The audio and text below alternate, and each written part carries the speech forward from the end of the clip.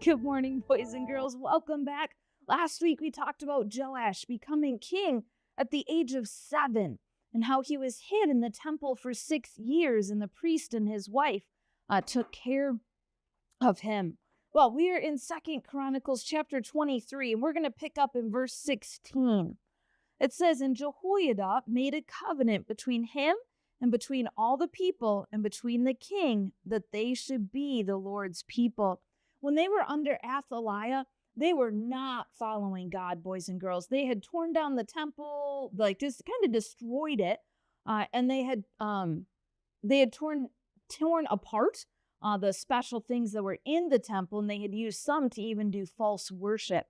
Well, now that Jehoiada, the high priest, is helping Joash reign, they say, we've got to take care of this. We've got to fix this situation. Verse 17, "Then all the people went to the house of Baal and break it down and break his altars and his images in pieces and slew Matan the priest of Baal before the altars." So the first thing they did is they went in and they destroyed the false worship. They destroyed the temple of Baal.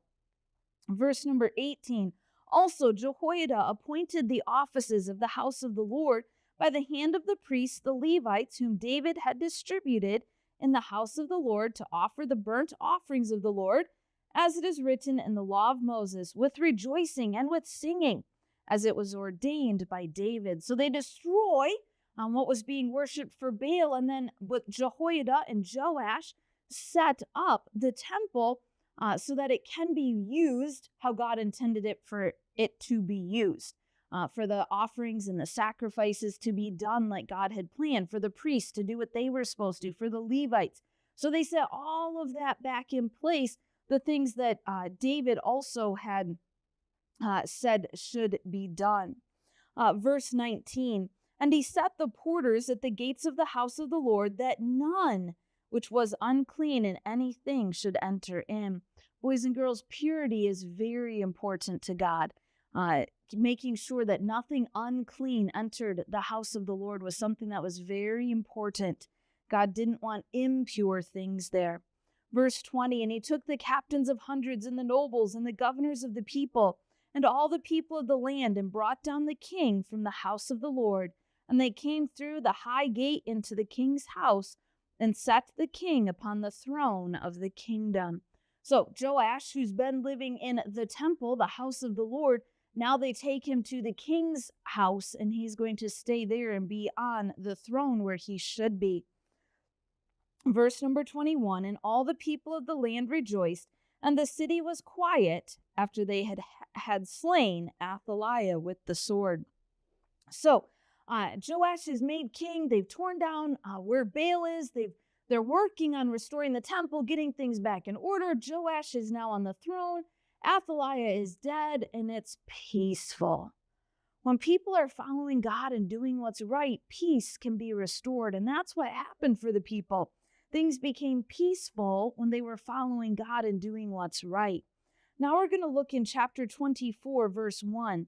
"Joash was 7 years old when he began to reign, and he reigned 40 years in Jerusalem.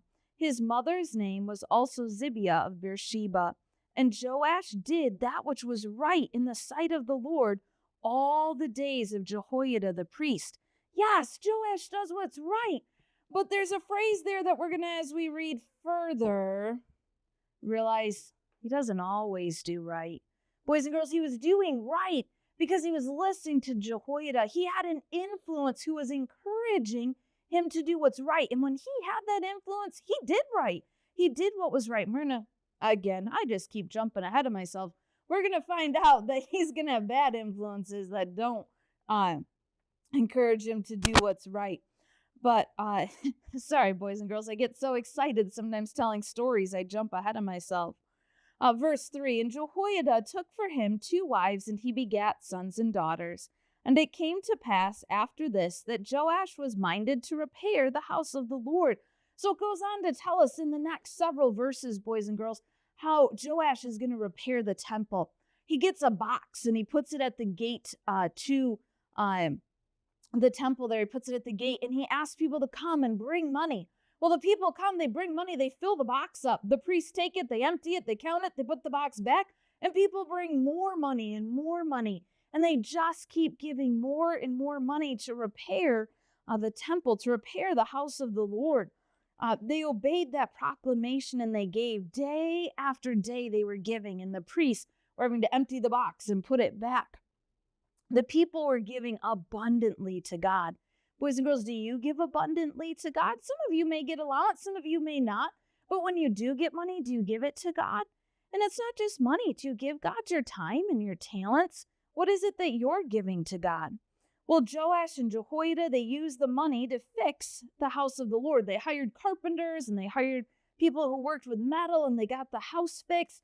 After they got the house fixed, verse 14 tells us they started to fix the temples, or the vessels, the things that were inside the temple with the extra money once the house of the Lord was fixed.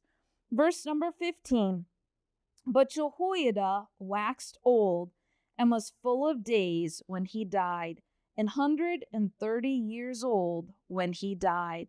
So Jehoiada, the priest, great man of God, helps Joash to rule well.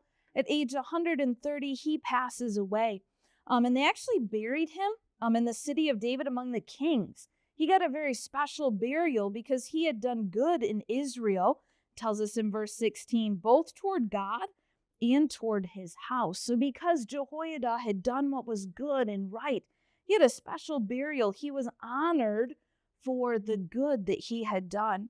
So we're going to see that the people gave, in our need to give to God, but also the fact that Jehoiada was a good influence, the importance of being a good influence. And then as Joash was influenced by someone who's good, the importance of surrounding ourselves with people who influence us to do what's right. Well, boys and girls, we will get to the not so enjoyable part